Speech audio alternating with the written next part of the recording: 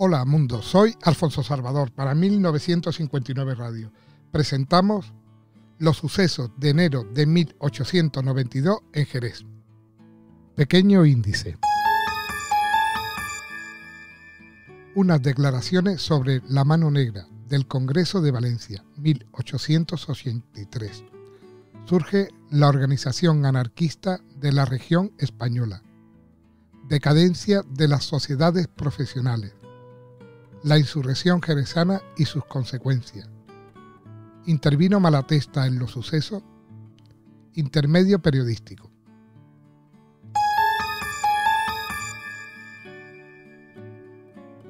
El Congreso de Valencia de 1883. Como uno de los primeros actos, publicó una declaración condenando los sucesos de la mano negra. Como quiera que los procedimientos empleados eran execrados, considerándolo incompatible con los que realmente debían usar los trabajadores para defender sus derechos. Las consecuencias de este manifiesto resultaron de extrema gravedad, pues las rivalidades y diferencias interpretativas que separaban a los dos bandos se acusaron mucho más, aunque en gran parte de la masa comenzaron a pensar los razonamientos de la organización y tácticas federalistas mantenidos por los catalanes en oposición a la acción individual y a la propaganda por el hecho, que era la debilidad de los andaluces. La decadencia se acusó rápidamente y a tal grado llegó que la revista social, cuya edición venía alcanzando los 20.000 ejemplares, desapareció. Y no era solo ese antagonismo de los grupos el que originaba el naufragio de la federación. Comunistas y colectivistas también andaban a la gresca, y Tierra y Libertad de Reu se tiraban los trastos con el productor de Barcelona, llevando las pasiones a un grado tal que no pudo ser aminorado ni siquiera con la invocación de los beneficios a la entidad cuando por fin transfirieron los contendientes. En Madrid tuvo lugar en 1887 el cuarto Congreso, y del estado de la Federación da idea exacta el hecho de no haber asistido a las reuniones más de 16 delegados. Así pudo ser que al año siguiente, en el consiguiente Congreso, verificado otra vez en Valencia, se acordó la disolución oficial de la Asociación Federal, sustituida seguidamente por la Organización Anarquista de las Regiones Españolas, en la que sumaban mayoría los partidarios de los métodos violentos. Todo el conjunto profesionalista se fumó de la noche a la mañana, y las sociedades de oficio fueron sustituidas por grupos inorgánicos, más propicios al revolucionarismo que a la acción de defensa de los intereses de clase. Pero a los barceloneses no les cogieron desprevenidos.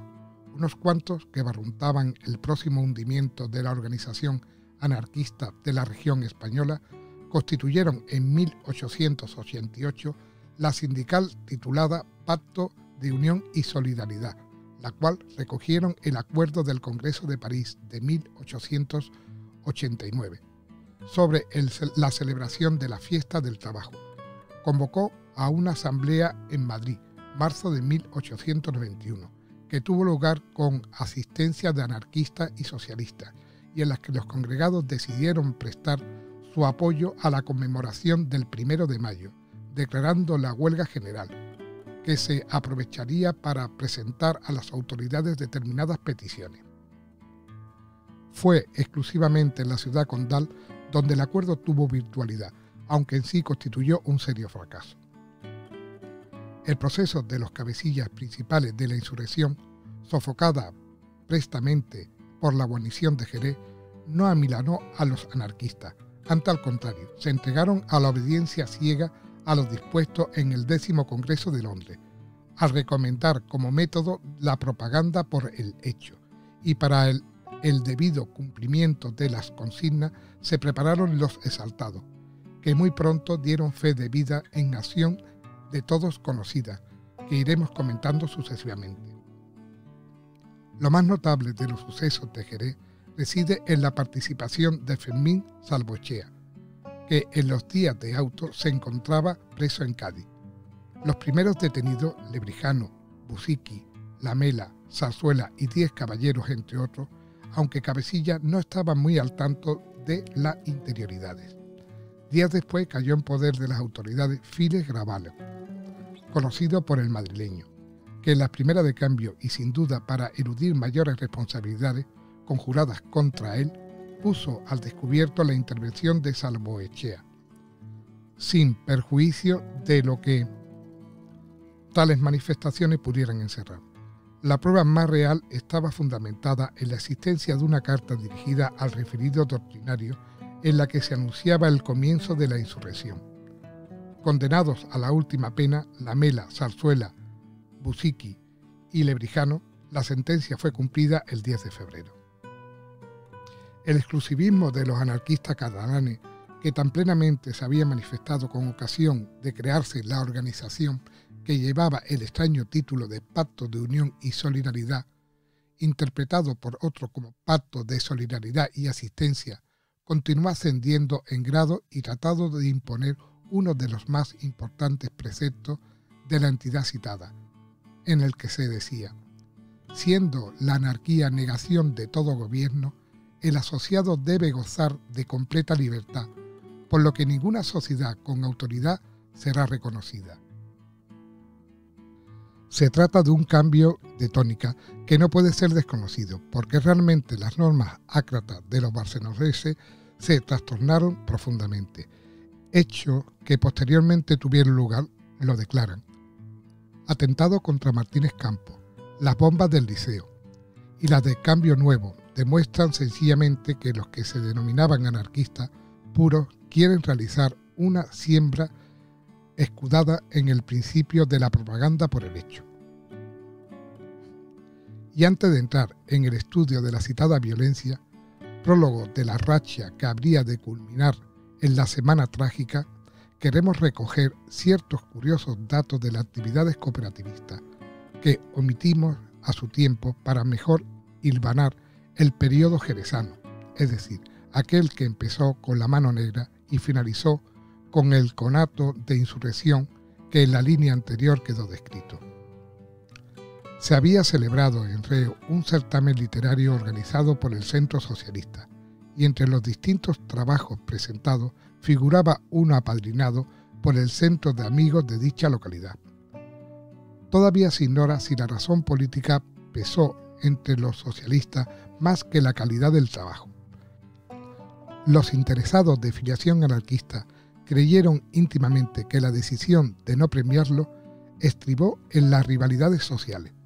El caso es que el 14 de julio de 1885 se convocó un nuevo certamen por el Centro de Amigos, que arrastró al Consejo Local de la Sociedad Obrera de Igualdad, al Ateneo Obrero de Sabadell, al Consejo y Sesión Varia de Barcelona y a la redacción de El Cosmopolita de Valladolid, y así hasta un buen número de agrupaciones anarquistas de la extendida por toda España.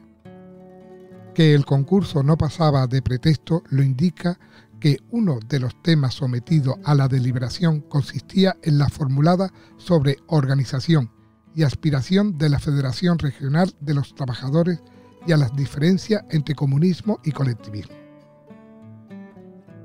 El federado José Yumas emitió dictamen sobre el primer asunto, y el segundo hizo mover la pluma de personalidades anarquistas como Ricardo Mella, Fernando Tarrida, de Mármol, Ramón Constanti y otros menos conocidos. Había pasado todo tan suavemente que en noviembre de 1889 se repitió la cosa, esta vez en Barcelona, en el Palacio de Bellas Artes. Pero dejaremos la nota particular una vez consignada para reanudar el hilo de la narración, volviendo de nuevo a la insurrección de Jerez de la Frontera. Hagámoslo con una pregunta. ¿Por qué han dado tanto misterio los anarquistas a la visita que en aquellos días realizaba en plan propagandístico el líder italiano Enrique Malatesta? ¿Qué alcance tuvo esa labor en la que fue acompañado por sus correligionarios en anarquismo Pedro Esteve? Hay quien asegura que Malatesta estuvo en Jerez la noche del 10 de enero de 1892, y no faltan los que con la misma afirmación lo justifican, porque enterados de lo que se preparaba, quiso remediarlo con su presencia, llegando cuando los acontecimientos se habían consumado. Mucha era, en uno y en otro caso, la calidad del dignatario anarquista para conocer durante su gira lo que el extremismo español, que continuaba los métodos típicamente italianos, iba a desencadenar. Precisamos hacer un repaso de acontecimientos que iniciaremos con un intermedio periodístico referido al periodo comprendido entre 1881 y 1893. No pretendemos, desde luego, abarcar en este sumario todos los periódicos españoles, por dos razones principales. Primero, por circunscribirse a Cataluña, y segunda, porque no faltaron los clandestinos, de los cuales no ha quedado ni rastro, ya que los escasos de su tirada y la inevitable destrucción de ejemplares hace imposible llegar a establecer un censo aproximado de ellos. Además, al referirnos exclusivamente a la región catalana, nos guía el propósito de dejar bien establecido el profundo cambio operado en aquellas masas. Entre esa prensa destacable encontramos en lengua catalana La Transmontana, periódico que fundó José Llunas Pujal el 16 de febrero de 1881, siguiendo sin interrupción hasta 1893. Colaboraban en él escritores no anarquistas como Conrado Roure, Federico Soler, dramaturgo y periodista que popularizó el seudónimo de Serafín Pitarra, Rosendo Arau Arderius, destacado elemento de la masonería catalano-balear, Jaime Guayevens, el doctor Crudel y Antonio Farigola. Su tónica era el anticlericalismo, cosa nada extraña en personas dilectas de las logias. Hay que decir que costó muchísimo a su fundador que la publicación cumpliera su finalidad libertaria. Desde el citado 1881 a 1885 aparecieron la Federación Igualdina en Igualdad y en Barcelona sucesivamente El Esclavo Moderno, El Grito del Pueblo y Los Parias. Salió en Sabadell en julio de 1884 Los Desheredados, bajo la dirección de José López Montenegro, con la asistencia de Federico Oliver, José Nazque y León Tochis, entre otros. El día 1 de noviembre de 1885 se lanzó en Barcelona el titulado La Luz, fundado por Rosendo Arús, que figuraba a su frente. Le acompañaron en la misión de redactarlo López Montenegro, Pitarra, Cristóbal Litrán, Torrent Ros, Montserrat Arnau. Desde 1886 a 1888 y también en la ciudad condal tuvo vida Acracia. Era de Anselmo Lorenzo, el fundador, que contaba con una plana mayor de anarquistas como Fernando Tárrida de Mármol, Teobaldo Nievas. Su marcha ascendente le igualó a la Revista Social de Madrid, de la que en las páginas anteriores dimos noticia. Casi al mismo tiempo que Acracia vio la luz El Condenado y más tarde La Justicia Humana, que según rezó el subtítulo se dedicaba a la defensa de las teorías comunistas anarquistas. En 1893 dejó de publicarse El Productor, que había iniciado su vida en febrero de 1887 y que redactaron verdaderos paladines de la Acracia española, como Gaspar Sentiño, Pedro Esteve, Anselmo Lorenzo, Juan Monsensi, Federico Urales, Rafael Fagán Palieri, José Lunas, Pellicer, Celso Gómez, Adrián del Valle y otros. Tierra y Libertad, que llegó a diario en Madrid, comenzó semanario en Barcelona, formando la redacción Soledad Gustavo, Antonio Polo, editor de El Reverde, y Juan Monsen. Por último, mencionamos La Revolución Social, El Porvenir Anarquista y El Eco de Rabanchol, en catalán, La Revancha, La Conquista del Pan. Se desarrollaron en 1890-1893 y era Barcelona su sede.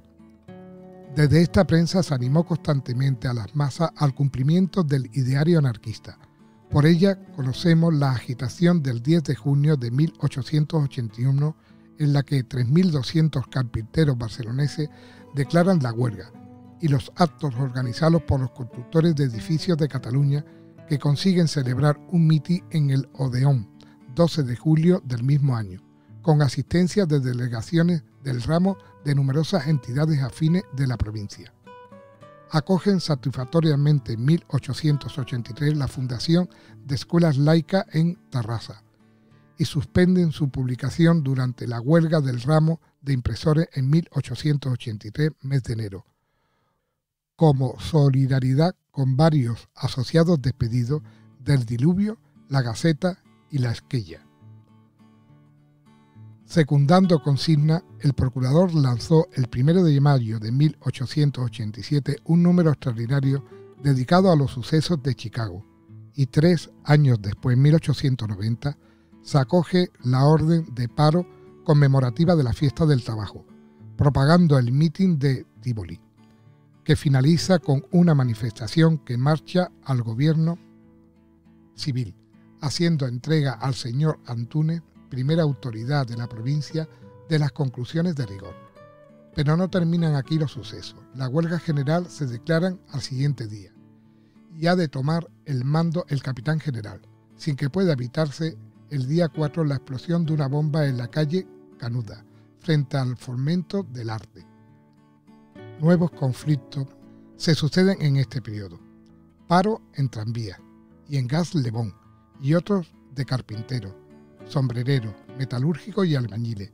En mayo de 1893 la agitación sigue en pie y la Confederación de Trabajadores del Campo de Cataluña es un tanto más para el anarquismo, que ha venido preparando empresas de mayor envergadura que no tardarán en comenzar, pues la propaganda por el hecho privilegio casi exclusivo hasta entonces de las federaciones andaluzas pasa a la región catalana. Espero que os haya gustado. Muchas gracias por escucharme. Un saludo.